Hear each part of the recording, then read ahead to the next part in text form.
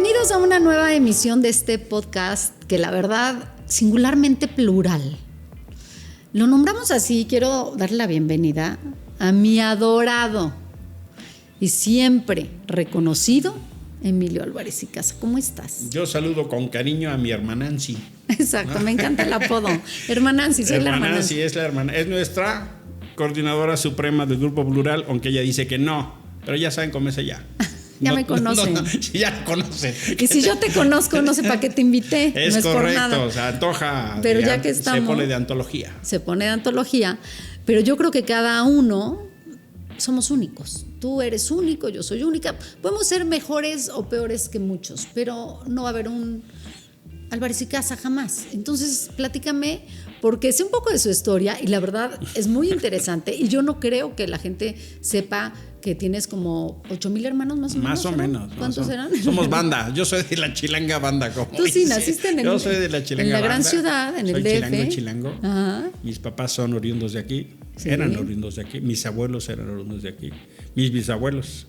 Ya antes empiezo a tener ramas en otros lugares, pero en realidad, pues que vendría a ser capitalino de quinta generación. No somos así muchos, pero tampoco les la armamos de jamón. Bienvenido quien quiera. En la ciudad somos generosos. Sin lugar a dudas. Recibimos a todas y todos sin bronca. Luego no nos quieren mucho fuera, pero nosotros sí queremos a todos. Bueno, es que la Ciudad de México es muy compleja. Es intensa. Pero en la época en la que estamos hablando, tu infancia, con 12 hermanos. Fuimos 14. En realidad fuimos 15. 15.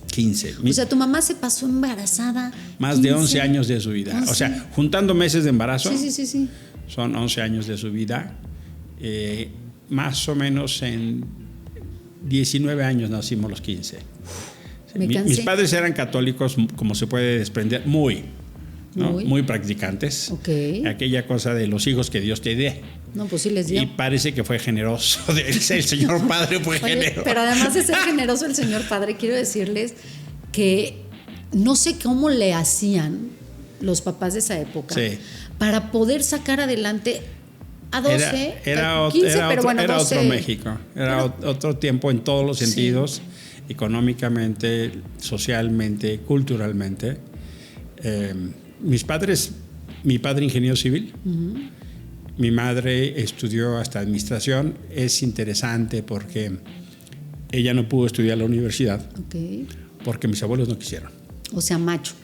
Es esa generación que, teniendo una extraordinaria capacidad, mi madre era una mujer, yo creo que más sensible socialmente que mi papá, muy brillante, una sagacidad intelectual tremenda, pero no pudo ir a la universidad. Y eso que mi abuelo, por quien yo me llamo Emilio, él era un doctor, el doctor Emilio Longoria, era médico.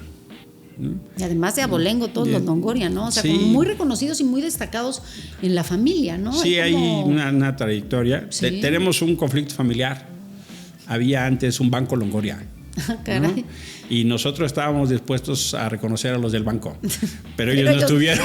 Ya te pareces como yo. Ellos no estuvieron dispuestos a reconocernos. Mal, fíjate, porque yo siempre dije que Luis Miguel no se tenía que casar con Araceli Arambura. Es Aramburo. Ahí está. Se equivocó por una letra. Por una letra. Y se yo tendría equivocó. 2 chilpayates del Ahí Mickey. está. O también, por ejemplo, Aramburo Zavala. Por ejemplo. Que tampoco me quiere reconocer como de su familia. Pues mal. Son sus problemas familiares. Los Longoria. No somos Longoria. Álvarez y Casa es un apellido compuesto. Sí. Alguien de mi familia decidió, de esas cosas mafufas que hay en las familias, hacerlo compuesto. Se usaba. Le daba caché. Y pues sí.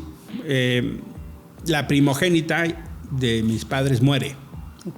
Y luego se desquitan con 14. De esos 14, yo soy una versión de lo que dice mi hermana Marisa. Marisa es la que sigue de mí. Y un día le preguntan, ¿y usted qué es de José y Luzma, de Pepe y Luzma Álvarez y Casa? Y Marisa, que tiene un extraordinario sentido del humor, dice, yo soy su familiar lejano, su familia lejana. ¿Y por qué es su familia lejana? Porque soy su hija número 13. No, bueno, lejanísima. Yo soy el 12. Yo no soy tan lejano, yo soy el 12. ¿No? Pero entonces ya creo que ahí se crían entre los hijos, ¿no? Sí. O sea, como que los papás... En banda. ¿No? O sea, como que ya sí hay el abasto, ¿no? Se preocupan porque haya el refrigerador lleno, pero darle de comer a 14 criaturitas no es cualquier cosa. Fíjate que somos tantos que yo digo que hay generaciones de hijos. Las primeras 4 fueron mujeres. Sí. Y hay un matriarcado en casa más o menos macizo. Luego hay 6 intermedios, donde son 5 hombres y una mujer. La pobre de mi hermana Ana está en medio puro pinche troglodita, ¿no? Me imagino. Y luego venimos 4, que somos los más chicos. Es a la inversa de Ana. Yo estoy en medio de mujeres. Entonces a mí es el que me recetaron. Cuando me caso con mi esposa, todavía mis hermanas tienen el detalle tan fino de decirle a Raquel, mi esposa, te lo dejamos bien educado, no lo eches a perder. Entonces, Raquelito, de verdad yo siempre me he preguntado, ¿cómo puedes? O sea, ¿cómo has podido? Ella es de las que las vecinas le dicen la suertuda. Sí, ¿no? La gozadora. Gozadora, sabrosa. Yo soy el 12, soy el menor de los hombres. Estudié sociología. También la influencia de los padres se ve en eso. Mi padre era ingeniero civil, pero luego se dedicó mucho a lo que él llamó la ingeniería social. Y mi madre con él fundan el Movimiento Familiar Cristiano. A fines de los 50, principios de los 60. ¿Quién lo iba a decir? Y viajan mucho, tanto así que van al Concilio Vaticano II a mediados de los 60.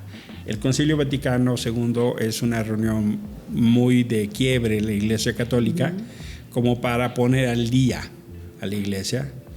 Y eso fue determinante en la historia de mi familia, porque mis padres van a ese concilio en el 65 y fundan una asociación civil que se llama CENCOS, Centro Nacional de Comunicación Social, que se acaba convirtiendo en el eje rector de nuestra vida familiar. Primero como una agencia del Episcopado Católico, y a fines de los 60, cuando viene el 68, cuando viene toda la ruptura, CENCOS tiene una ruptura con el Episcopado y se convierte en una asociación civil independiente y empieza un largo recorrido por el tema de comunicación y derechos humanos.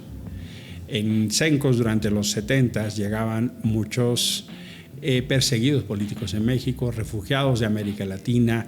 Rosario Ibarra llega a casa de mis papás cuando desaparecen a su hijo. Yo la conocí siendo niño. No me imagino, porque además, aunque no lo crean, es un hombre joven. Es correcto. Aunque no lo crean.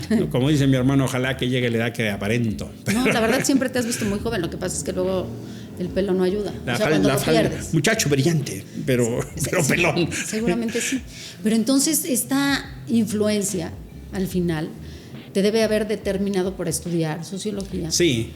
Y dedicarte a lo largo de tu vida, porque hay que decirlo, tu historia de vida es defender los derechos de las y los así. Yo empecé en CENCOS muy joven, literalmente como mensajero en bicicleta.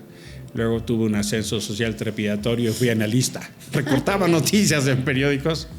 Cuando entré a la universidad decidí dejar CENCOS, porque soy y era medio ñoño. Entonces me dedicaba más o menos a la escuela. De ahí me seguí derecho a la maestría. Hice una maestría en Ciencias Sociales en la Flaxo, la Facultad Latinoamericana de Ciencias Sociales. Y cuando termino la maestría, me voy a hacer un viaje de Londres a Katmandú. Jesús Cristo, en Nepal. Pensé que no existía Katmandú. Y me hice un viaje, literalmente medio hipiteca, mochilero. Y estando en la India, le escribo a mis padres que yo quiero regresar a CENCOS. Estuve ahí en el rock and roll, literalmente en Asia, pero también en Europa, que también fue interesante porque yo era medio homeless. Sí. Entonces estaba en España ahí medio con todos los refugiados. ¿Cómo te patrocinabas? O sea, vendía pulseras. Okay. Y vivía corriendo a la policía, que siempre nos correteaba de andar vendiendo en las calles. No dejaban al vendedor. No dejaban vendedores ambulantes. Y así estuve varios meses en Europa. Regresé a CENCOS. Esto te estoy hablando de principios de los 90. Cuando crucé la frontera de Turquía con Irán, había sido la invasión a Kuwait de Irak. Y nos tocó pues como 300,000 refugiados en la frontera. Y nos tardamos como día y medio cruzar la frontera. Mira, ese viaje me cambió la vida. Fue súper interesante. Sobre todo Asia. Y ya regresas y asientas cabeza. Y me pongo a trabajar en CENCOS. Raquelito. Eso todavía falta un ratito. A ver, cuenta. Yo me dedico a CENCOS y viene otra reunión de obispos, porque CENCOS seguía vinculado es una expresión de lo que hoy se conoce como la teología de la liberación. Yo soy de esa corriente de la Iglesia Católica, una iglesia más social, más progresista. Y Raquel, mi esposa, también socióloga, trabajaba en otro centro que se llama el Centro Antonio Montesinos. Es una especie de think tank católico. Ella daba cursos de formación para seminaristas, agentes de pastoral. La parte mocha progresista, vamos a decirlo así. Sí, porque no te veo del ala conservadora, no en muy, pensamiento, no en muy acción, mucho. pero en formación, por eso es un poco. Sí, o sea, yo soy, vamos a decirlo así, un católico social y también medio libre pensador. O sea, yo estoy de acuerdo, por ejemplo, con el derecho a decidir de las mujeres. Acompaño la diversidad sexual porque creo pues que para Dios no hay una cosa aquella de que no haya hijos deseados. Claro. Creo que más bien son trabas donde la moral le hace fraude a la religión. Pues me dejas muy intrigada porque el programa se acaba. Híjole. Este podcast. Sí, tiene que durar poquito. Sí, es así, pero bueno. Pero bueno, me has dicho mucho. Me casé con Raquelito, tuve 3 hijos. Exacto. Guadalupe, Luisa y Jesús. Y vivo ahora en la Roma Sur. Gran lugar para vivir porque me vengo caminando al Senado a veces. Muy bien, Álvarez y Casa, me encanta estar contigo. Yo quiero agradecerte este espacio. Y por supuesto que nos vamos a ver en muchas con Álvarez y Casa. Gracias. Mi hermana Nancy. Gracias, bye.